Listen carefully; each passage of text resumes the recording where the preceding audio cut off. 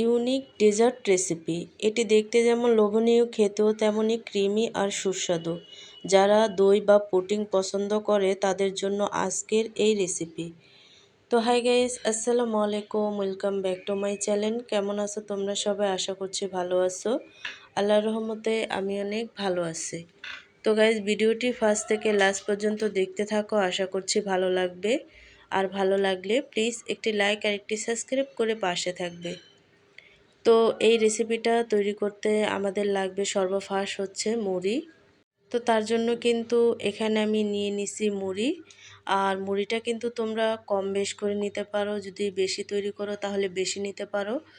তো মুড়িটা নেওয়ার পরে কিন্তু এখানে আমি অ্যাড করে দিচ্ছি তরল দুধ। আর এই দুধটা দিয়ে কিন্তু মুড়িটাকে আমি কিছুক্ষণের জন্য ভিজিয়ে রাখবো। তো দেখো, সম্পূর্ণ তরল দুধ দিয়ে তারপরে কিন্তু আমি মুড়িটাকে ভিজিয়ে রাখবো যাতে ব্লেন্ড করতে সুবিধা হয়।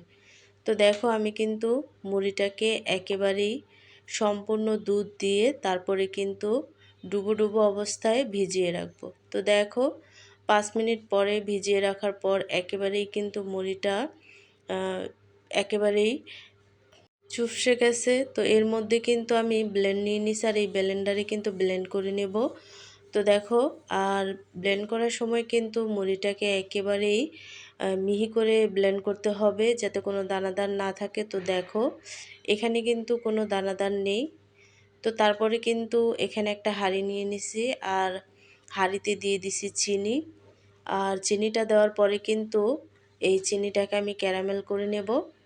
তো ক্যারামেলটা একেবারেই যাতে পুড়ে না যায়, তাহলে কিন্তু এই রেসিপিটা খেতে অনেকটা তেতো হয়ে যাবে। তো দেখো, ক্যারামেলটা কিন্তু রেডি হয়ে গেছে। এই পর্যায়ে এসে এখানে আমি অ্যাড করে দেব আগে থেকে জাল করে রাখা তরল দুধ। দুধটা দিয়ে কিন্তু ভালোভাবে ক্যারামেলটাকে নাড়াচাড়া করে নেব। তো দেখো, আমি কিন্তু ভালোভাবে ক্যারামেলের সাথে দুধটাকে মিশিয়ে নিছি। এই পর্যায়ে এসে এখানে আমি অ্যাড করে দিছি চিনি। তো চিনিটা দেওয়ার পরে কিন্তু অনবরত নেড়ে চেড়ে তারপরে ভালো করে জাল করে নিব। নেওয়ার পরে কিন্তু এখানে আমি যে মুড়িটা আগে থেকে ব্লেন্ড করে রাখছিলাম সেটা এখানে অ্যাড করে দেব। আর দেওয়ার পরে কিন্তু আমি ভালোভাবে নেড়ে চেড়ে নেব। আর কি একটু সময় নিয়ে অনবরত নেড়ে চেড়ে নিতে হবে। তো সম্পূর্ণ মুড়িটা এখানে আমি অ্যাড করে দেব, দিয়ে তারপরে কিন্তু ভালোভাবে আমি নাড়াচাড়া করে নেব। তো দেখো, এখানে কিন্তু ভালো করে নাড়াচাড়া করে নিছি।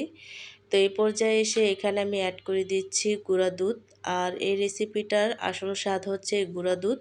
গুঁড়া দুধটা দিলে কিন্তু আরও দ্বিগুণ টেস্ট বেড়ে যায়। তো দেওয়ার পরে কিন্তু অনবরত নেড়ে চেড়ে তারপরে কিন্তু ভালো করে মিশিয়ে নিছি আমি। নেওয়ার পরে কিন্তু দেখো, ঠান্ডা করে হাঁড়িতে ঠান্ডা করে তারপরে আমি ফিরে আসছি। তো হালকা কুসুম গরম থাকা অবস্থায় এখানে আমি নিয়ে নিছি দই, মিষ্টি দই। দইটাকে ফেটিয়ে তারপরে কিন্তু সরাসরি এই মিশ্রণে আমি ঢেলে দেব। তো দুধ ও মুড়ির মিশ্রণটি যখন কুসুম গরম অবস্থায় থাকবে, আঙ্গুল ডুবিয়ে রাখা যায় এমন অবস্থায়, তখন দইয়ের বীজ বা টক দই মেশাবে। খুব গরমে দিলে দইটা ফেটে যেতে পারে। তো এখানে আমি ছোট ছোট পাত্র নিয়ে নিছি, আর এই পাত্রর মধ্যেই কিন্তু দইগুলো জমাবো। দই জমানোর জন্য পাত্রগুলো কোনো গরম জায়গায় বা মোটা তাওয়ালে দিয়ে ঢেকে রাখবে, তাহলে খুব সুন্দরভাবে জমবে। তো দেখো, এক এক করে কিন্তু আমি প্রত্যেকটা পাত্রর মধ্যে এই দইগুলো অ্যাড করে দিচ্ছি।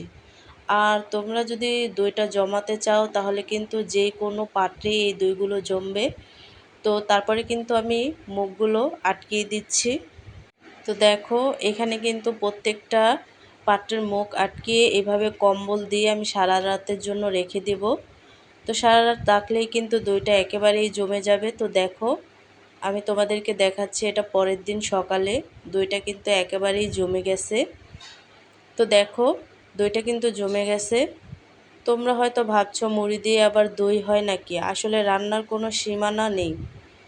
সাধারণ উপকরণ দিয়েও যে কত অসাধারণ কিছু তৈরি করা যায়, এই রেসিপিটা না দেখলে তোমরা বিশ্বাসই করবে না। তোমাদের জন্য নতুন নতুন আর সহজ সব রেসিপি নিয়ে আসতে আমার খুব ভালো লাগে। তোমাদের একটা লাইক আর মিষ্টি কমেন্ট কিন্তু আমার প্রতিদিনের কাজের অনুপ্রেরণা জাগায়।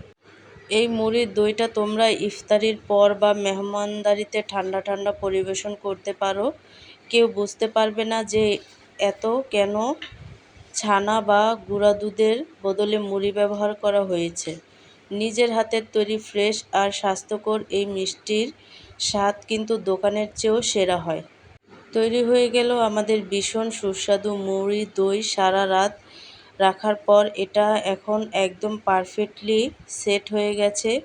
রেসিপিটি ভালো লাগলে লাইক দিও আর বন্ধুদের সাথে শেয়ার করতে ভুলো না।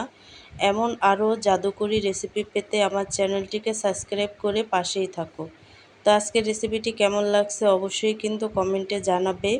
তো অন্য কোনো রেসিপি নিয়ে তোমাদের মাঝে আবার চলে আসব। আজকে এই পর্যন্তই। সবাই সুস্থ থাকবে, ভালো থাকবে। আল্লাহ হাফেজ।